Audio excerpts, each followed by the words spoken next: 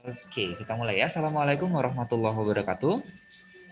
Waalaikumsalam Waalaikumsalam warahmatullahi warahmatullahi wabarakatuh. wabarakatuh. Oke, baik. Pada kesempatan pagi hari ini kita akan memulai pembelajaran yang ketiga. Oke, di les yang ketiga ini yaitu adalah seperti biasa itu adalah TPS kuantitatif ya.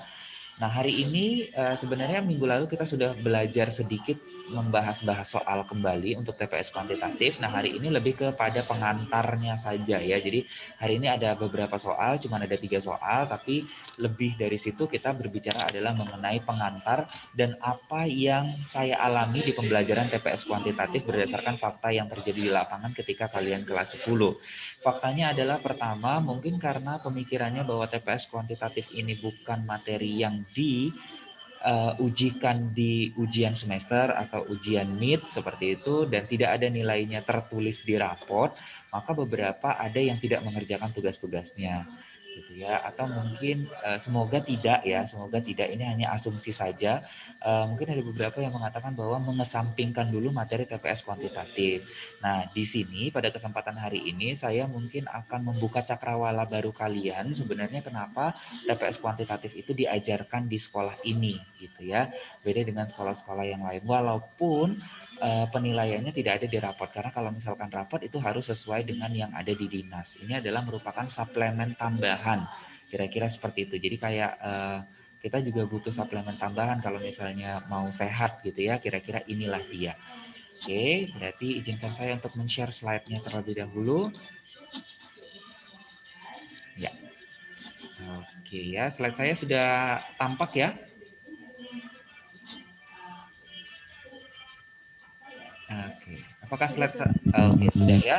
Oke, jadi ini Sudah. slide kuantitatif sebagai pengantar saja pada kesempatan hari ini saya akan mengemukakan ini. Semoga ini bisa menjadi motivasi buat kalian untuk belajar lebih lagi, bukan hanya TPS kuantitatif saja, tapi TPS wacana, gitu. Oke, nah sebenarnya materi tes untuk UTBK ya memang ini adalah big picture-nya kalian. Big picture sih saya sebutnya adalah big picture karena memang belum kalian hadapi untuk tahun depan, tetapi 2 tahun lagi kalian akan menghadapi yang namanya persiapan untuk masuk ke perguruan tinggi. Ya, kita harapannya adalah ke perguruan tinggi negeri gitu dengan jalur beasiswa. Nah, berarti dengan jalur beasiswa itu yang kita perjuangkan. Tentunya lawan kalian juga banyak, lawan kalian berat. Kalau nggak dipersiapkan dari sekarang, ya nggak bisa gitu kan.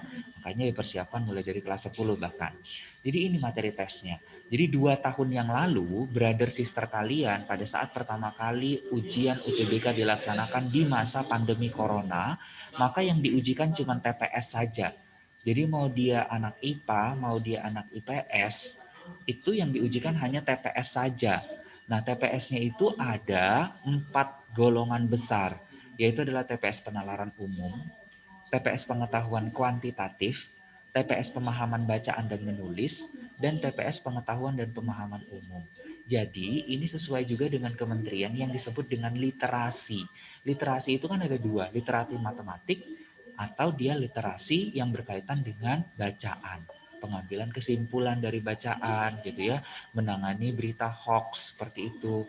Nah ini, nah di ranah saya itu adalah poin 1 dan poin 2. Jadi penalaran umum sama pengetahuan kuantitatif. Walaupun judul pelajarannya adalah TPS kuantitatif, tapi di penalaran umum seperti misalnya posisi tempat duduk, berhadapan, bersebelahan, itu di penalaran umum gitu. Atau misalnya aritmatika dasar, tambah, kurang, kali, bagi, itu sebenarnya adalah di penalaran umum. Penarikan kesimpulan dari pernyataan-pernyataan itu di penalaran umum.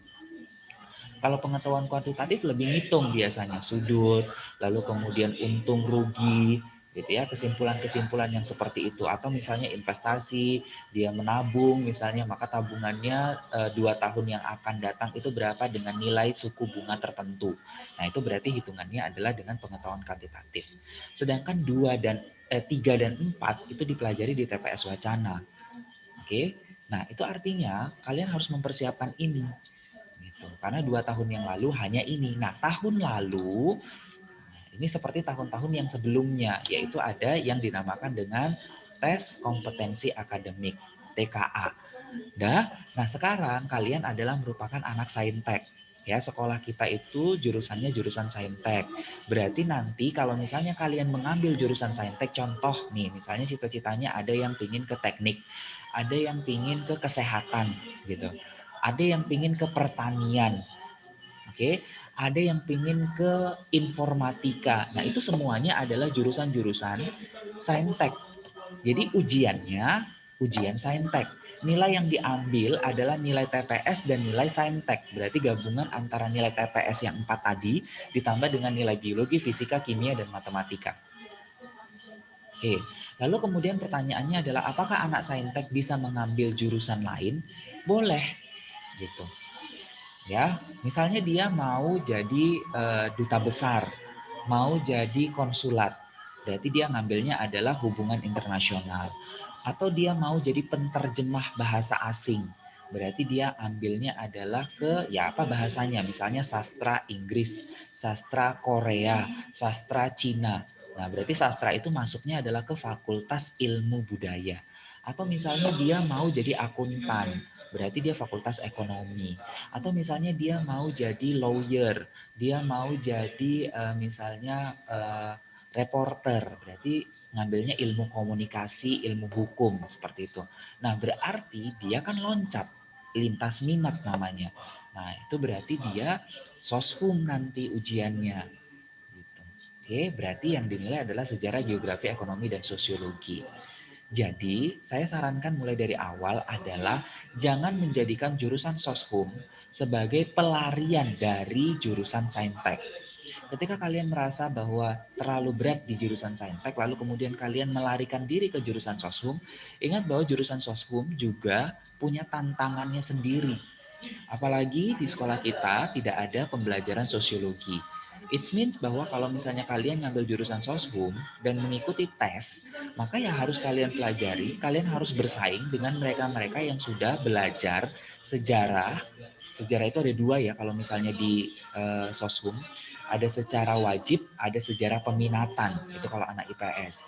Tanya deh teman-teman kalian yang jurusannya adalah jurusan IPS. Sejarah itu ada dua. Sedangkan di sekolah kita sejarahnya cuma satu, sejarah wajib kan. Sejarah wajib itu adalah sejarah Indonesia. Lalu kemudian geografi. Nah, geografi di Olimpiade ada, tapi di kelas kan tidak ada ya. Ekonomi kita ada, tapi hanya kelas 10. Kelas 11 dan kelas 12 tidak. Sosiologi sama sekali tidak, karena kita adalah jurusan saintek. Nah, itu yang mesti diperkirakan kira-kira mampu tidak, tanya lagi sama diri pribadi. Gitu. Jadi kira-kira kalau TKA, bukan TPS ya, tapi TKA, tes kompetensi akademik itu jauh lebih menantang dibandingkan dengan TPS. Makanya orang biasanya mencari skor itu adalah di TPS. Karena tidak ada dasar ilmu tertentu untuk mengerjakan TPS. Karena TPS itu lebih kepada penalaran kita dalam menghadapi kasus yang ada di soal. Kalau misalnya kesimpulan, wacananya ada di soal. Tinggal baca dan bagaimana teknik untuk mencari kesimpulan tersebut. Gitu kira-kira. Makanya kalau saya bilang bahwa tujuan akhir kalian anak SMA itu kan dipersiapkan untuk kuliah. Beda dengan SMK. SMK dibekali dengan praktek kerja. Artinya mereka sudah dihadapkan dengan dunia kerja. Sudah diperkenalkan dengan dunia kerja itu kayak gini. Gitu dia. Jadi kuliahnya itu adalah sunnah. Nah kalau kalian saya bilang adalah ya seperti tadi ya sunnah muakat gitu. Kalau bisa sih wajib sebenarnya. Kalau di sekolah kita malah mewajibkan itu. Gitu. Kalau di sekolah kita mewajibkan. Tapi secara general ya dia sunnah muakat gitu ya. Gitu kira-kira. Nah, lalu kalau campuran gimana? Kalau campuran itu artinya bahwa dia ikut ujian saintek dan ikut juga ujian soshum. Kenapa? Karena dari dua pilihan, dua kesempatan, bukan dua kesempatan ya, dua pilihan, itu dia satu milihnya adalah jurusan saintek, satu lagi dia milihnya jurusan soshum. Berat, ya berat pasti. Karena dia ujiannya saintek dilanjutkan dengan ujian soshum. Atau ujian soshum dulu dilanjutkan dengan ujian saintek. Tergantung panitia ujiannya. Gitu. Oke? Itu kalau misalkan dia campuran. Nah sampai sini kira-kira sudah tergambar nggak? Sudah, Sir. Sudah ya? Oke, itu dia. Jadi jangan bingung lagi gitu. Nanti tiba-tiba ujuk-ujuk di kelas 3 kamu mau jadi apa? Saya mau jadi misalnya manajer. Berarti ngambilnya manajemen. Terus manajemennya di mana? Manajemennya di USU. Kalau manajemennya di USU, berarti kalian soshum. Kalau manajemennya di IPB, berarti kalian saintek. Gitu. Ada beberapa jurusan yang kayak gitu. Oke, paham ya? Ada juga psikologi. Psikologi itu juga ada dua misalnya. Ada dia di beberapa kampus yang masuknya dari jalur saintek. Ada beberapa kampus yang masuknya adalah di jalur soshum. Pendekatannya ke obat-obat tidak. Kalau pendekatannya ke obat-obat, berarti dia psikologinya berarti ke saintek karena kimiawi, bagaimana fungsi tubuh, bagaimana fungsi otak, itu berarti ke saintek. Tapi kalau pendekatannya humanis, pendekatannya adalah konsultasi, berarti dia ke soshum masuknya gitu. Jadi beberapa kampus, tapi ada yang memang dia sudah garisnya saintek, misalnya kalau misalnya kedokteran, nggak akan ada kampus yang kedokteran itu tesnya adalah soshum, nggak akan ada gitu dia. Atau misalnya mau masuk teknik mesin, masuknya dari sosum nggak ada gitu. Oke, jadi ya tetap dia adalah saintek. Jadi udah harus bedain dulu itu. Jadi big picture-nya kalian tujuannya kemana, tapi sebelum ke situ kan harus lewat pintu. Pintunya itu apa? Pintunya itu tes. Tes yang kita perjuangkan adalah tes bagi anak-anak yang mau memperoleh beasiswa. Jadi masuk universitas itu banyak jalannya. Bisa dari pintu, bisa dari jendela, bisa dari atap gitulah kalau misalnya kita bilang misalnya pada sebuah rumah atau gedung. Tapi yang dari jalur beasiswa itu cuman hanya beberapa jalan. Yang pertama adalah undangan, yang kedua adalah jalur tes. Kalau misalnya kalian masuk secara mandiri, nah, maka nanti jadinya adalah tidak lagi jalur beasiswanya. Beasiswanya mungkin bisa akan diperjuangkan ketika pas kalian masuk, tapi sebelum masuk itu kan butuh biaya yang besar, gitu dia. Nah, makanya tugas kita yang sekarang itu adalah mempersiapkan itu mulai dari sekarang. Karena setiap tahun mau ditiadakan atau tidak, maka TPS itu tetap akan ada. Begitu kira-kira. Ya, jadi persiapkan mulai dari sekarang. Sekolah sudah memberikan suplemen itu, sudah menunjuk guru untuk mengajarkan itu secara khusus buat kalian. Nah, berarti balik ke kalian sendiri apakah mau memanfaatkan fasilitas itu atau tidak. Ya, jadi bukan lagi masalah oh ini ada nilainya, oh ini nilainya ada di raport, oh ini nilainya nggak ada di raport gitu ya. Jadi pembiasaan itu yang kita mau gitu, karena TPS itu berkaitan dengan IQ juga sih, kecepatan ngitung itu berkaitan dengan IQ dan itu dilatih. Ya, jadi sama seperti kemampuan komunikasi, kemampuan bahasa Inggris. Orang yang udah les bahasa Inggris bertahun-tahun, kalau dia nggak pernah ngomong, dia juga akan terbata-bata ketika ngomong bahasa Inggris. Misalnya seperti itu. Ya, sama seperti TPS juga seperti itu. Next. Oke, kita di sini ya. Jadi yang 2 tahun yang lalu itu dari data, jadi statistiknya adalah, sebentar. Nah ini, langsung aja kita ke sini. Jadi dari data 2020 itu yang ujiannya hanya TPS saja, rata TPS secara nasional untuk 5 sekolah, ya 5 sekolah itu ini yang nasionalnya. Ya, jadi pertama itu adalah Unggul SMA Negeri Unggulan MH Tamrin di Jakarta, lalu kemudian MAN. Bayangin tuh, Madrasah Alia Negeri Insan Cendikia Serpong, lalu kemudian Unggul Del di Sumatera Utara, lalu kemudian posisi 4-nya adalah SMA Negeri 8 Jakarta, lalu kemudian yang kelima adalah SMA Negeri 5 Surabaya. Begitu ya, jadi ada Jakarta, Banten, Sumatera Utara, Jakarta, dan Jawa Timur. Kita di mana? Nggak ada di 5 besar. Nah, berarti perjuangan kita masih panjang di sini. Lalu kemudian apakah ini sekolah-sekolah berbayar? Tidak juga. Untuk MH Tamrin itu full beasiswa, cuman mereka seleksinya tidak memasukkan eh, indikator finansial keluarga. Itu lebihnya kita masih memasukkan indikator finansial keluarga. Jadi mau sepintar apapun kalau misalnya dianggap bahwa keluarganya itu mampu membiayai secara finansial, maka nggak bisa masuk CTF juga kan. Gitu. Jadi manfaatkanlah kesempatan yang telah diberikan oleh yayasan kepada kalian tersebut dengan cara kalian berusaha, ya. Toh nanti hasil dari usaha kalian itu balik ke diri kalian sendiri, lalu kemudian kalian bisa bermanfaat setidaknya bagi keluarga kalian. Jadi tidak lagi menjadi beban keluarga gitu Di. Lalu kemudian kalau berpikir, oh saya basicnya adalah pesantren, berarti nanti pengetahuan-pengetahuan yang umum segala macam saya agak kurang. Enggak juga kok. Ini ada anak man loh, madrasah aliyah. Artinya bahwa mereka juga belajar ilmu agama yang secara mendalam juga kan. Atau misalnya ada yang berpikiran bahwa oh saya dulunya MTS, jadi pelajaran umumnya dikesampingkan. Nggak gitu juga. Posisi nasional juga masih dipegang oleh anak man gitu, sekolah man gitu. Mereka juga nggak kalah saing dengan yang lain-lain gitu. Bahkan kita kalah saing dengan anak man. Tuh ini fakta yang terjadi di lapangan. Oke. Nah, di mana kita sekarang posisinya pada saat itu, brother sisternya. Dan alhamdulillah kita masuk 100 besar dan kita berada di 337. Sorry, bukan 100 tapi 1000. Karena yang hanya dirilis itu hanya 1000 sekolah. Jadi kalau tadi kalian lihat secara cepat itu statistiknya ada 21.000 sekolah yang ikut, baik itu SMA, SMK, dan madrasah. Nah, yang dirilis dari 21.000 itu nggak ranking 21.000, tapi hanya 1.000 saja. Dan kita masuk di 1.000 itu. Jalan kita masih panjang karena kita secara nasional itu adalah 337 posisinya. Urutan provinsi alhamdulillah kita 9. Urutan provinsi. Kita masih di bawah Sutomo, kita masih di bawah Sutomo 1 dan Sutomo 2, kita masih di bawah Budi Mulia gitu ya, yang Pematang Siantar gitu. Oke, kita masih di bawah Metodis 3 gitu. Oke, Santo Thomas 1, kita masih di bawah itu. Nah, jalan kita masih panjang.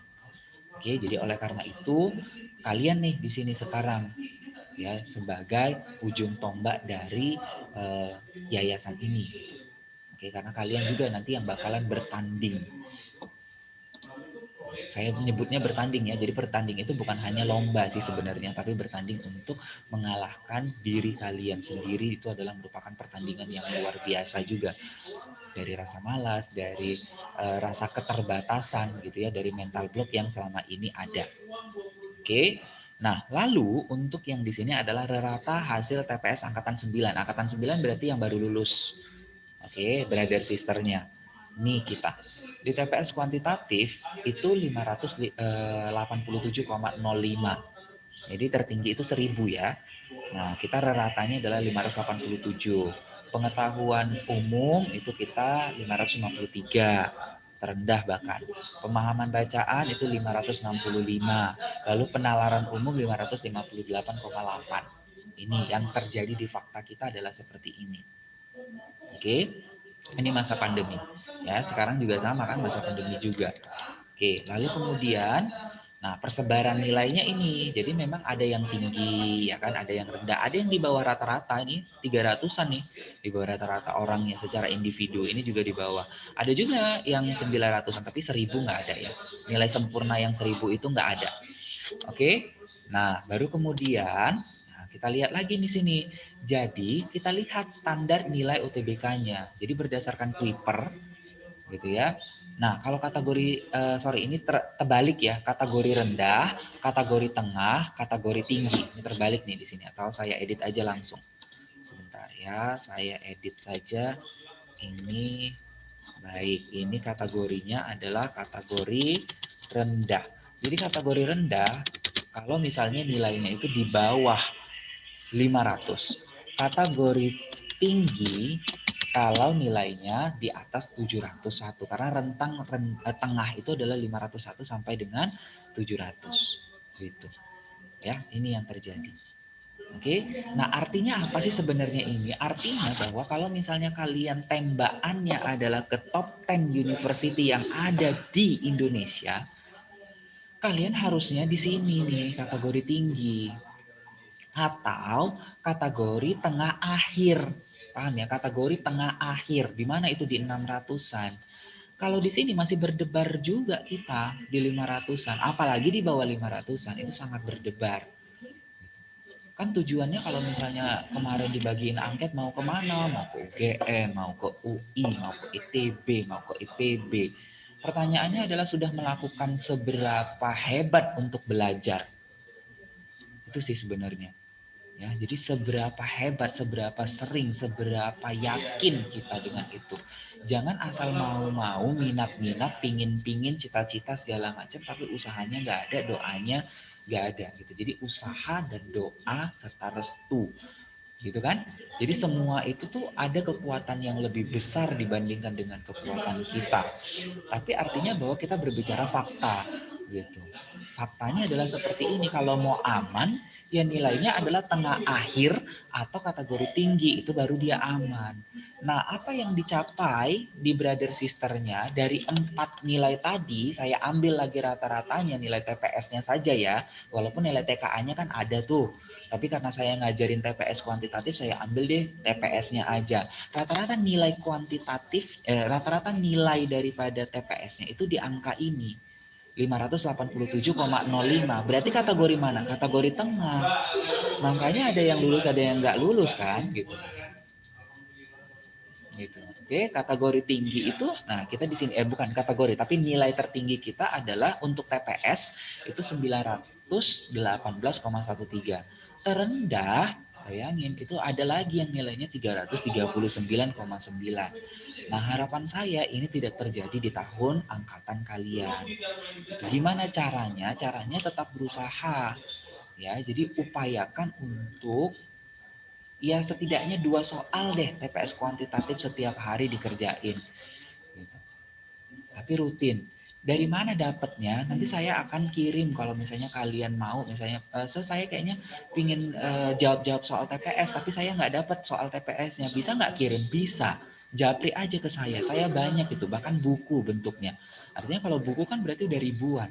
Dari ribuan itu cicil, perharinya 2, perharinya 2, perharinya 2. Nanti saya akan kasih videonya ya, bagaimana cara orang Jepang itu menjadi negara yang maju itu. Oke, ini ya. Jadi artinya bahwa apa? Bahkan Albert Einstein, orang yang dikatakan paling jenius, jadi dunia itu mengakuinya, bukan hanya Indonesia saja. Bahkan beliau pun mengatakan bahwa jenius itu adalah 1% bakat dan 99% kerja keras. Jadi ini juga saya rasa berpengaruh untuk kalian yang mau ikut lomba. Jadi jangan takut dulu, kerja keras dulu, jangan mikirin hasilnya dulu gitu ya. Cari lomba-lomba yang gratis karena kalian masih kelas 2 ya, masih ada waktu untuk itu, mikirin itu. Oke, cari lomba-lomba yang gratis, terutamakan ya. Nah, lalu kemudian ya karena dia gratis pasti saingannya banyak ya, pasti banyak gitu. Tapi kan lebih lebih berasa kompetisinya. Jadi masih mikir nggak kalian kalau misalnya kalian itu nggak bisa karena emang kalian nggak pinter, nggak gitu konsepnya. Cuman ada satu kata sih sebenarnya, malas.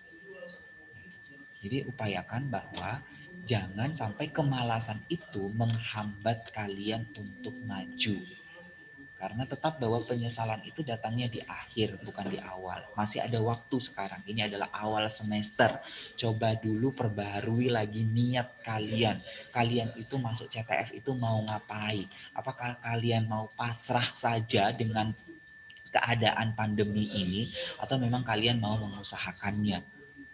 Toh nanti hasil dari usaha kalian bukan ke kami, tapi hasil usaha kalian adalah ke diri kalian sendiri. Kalian yang bisa mengangkat derajat orang tua kalian. Itu. Ya. Oke. Oke, sebentar. Apakah video ini terdengar suaranya? Terdengar, Nak? Terdengar, Sir. Oke, silakan saksikan Dengar, video. Sir. Iya, saksikan Sir. video ini ya.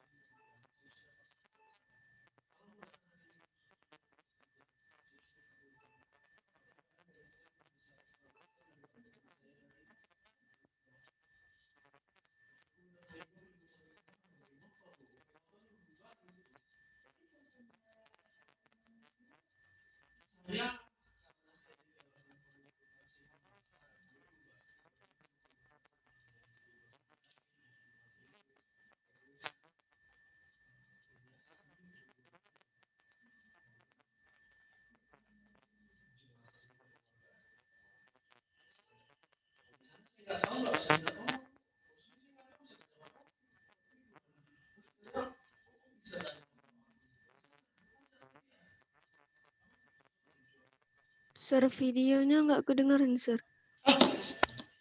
Sebentar, videonya nggak kedengeran? Iya, Sir. Oke. Oh, di Dwi ya. Di yang lain gimana?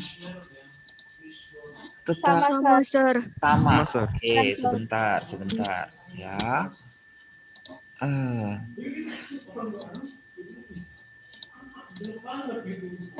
ya.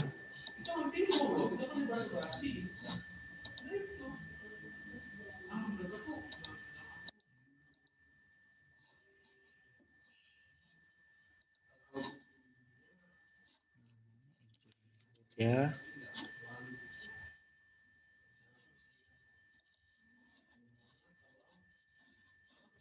Stop sharing.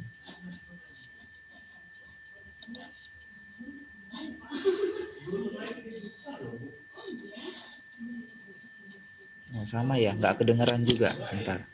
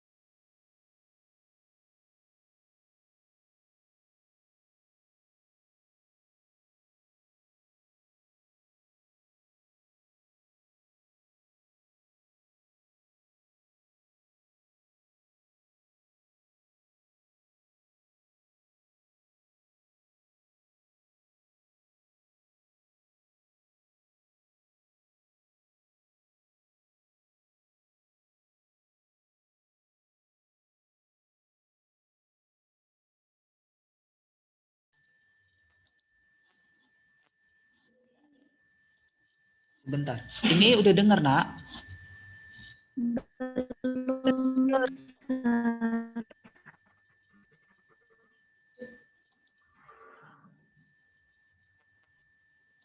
Nah, ini udah dengar? Udah ya? Oke, thank you. Yuk. Yuk.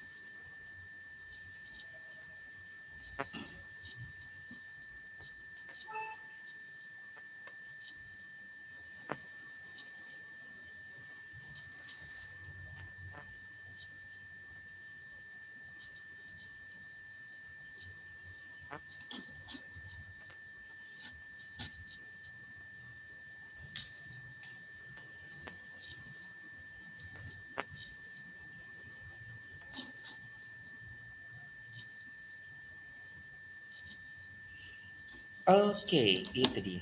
Ya. Jadi mulai sekarang sudah mulai perbaharui lagi niat kalian dan tujuan kalian.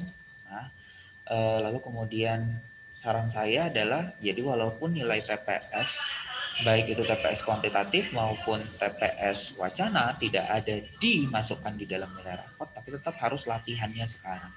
Karena kalian sedang mempersiapkan big picture yang jauh lebih besar tadi. Yaitu apa? Yaitu adalah masuk ke universitas-universitas impian kalian. Ya, dengan jalur beasiswa. Jadi sekali lagi saya ulangi, dengan jalur beasiswa. Nah, itu tentunya butuh perjuangan karena beasiswa itu bukan cerita-cerita sedih dramatisir, tapi beasiswa adalah sebuah penghargaan bagi mereka yang setidaknya mengalahkan diri mereka sendiri dan berjuang. Oke?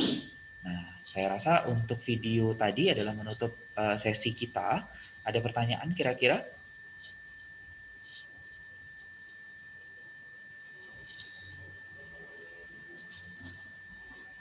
Tidak ada? Ya. Atau masih terdengar nggak suara saya, atau jangan-jangan suara saya tidak terdengar? Terdengar, Sir. Dengar, Sir. Ya, itu dia ya. Jadi saya lihat perubahannya, nanti saya akan cek lagi evaluasi secara bertahap per bulan. Ya, nanti saya akan melihat lagi per bulan segala macam, ada tingkat peningkatan nggak buat yang anak-anak di kelas 11, buat yang angkatan kalian. Jadi saling mengingatkan, ingat bahwa bahan-bahan itu ada banyak dan segala macam. Kalau misalnya kalian butuh, maka silakan japri ke nomor saya. Kalau misalnya tidak ada yang masih belum tahu nomor saya berapa, bisa tanyakan ke anak olim matematik mungkin ya, ke Marcel misalnya, atau ke Magic, atau ke temennya juga bisa yang sudah tahu nomor saya. Oke, itu dia. Baik, saya akhiri. Panasin juga sudah hadir. Saya akhiri. Wabillahi taufiq wal hidayah. Assalamualaikum warahmatullahi wabarakatuh. Waalaikumsalam warahmatullahi wabarakatuh. Ya. Terima kasih, Sir. Ya, thank you juga. Thank you for joining. Semoga rezekinya ditambah Tuhan. Kalian bisa terus ikutan meeting Zoom gitu ya.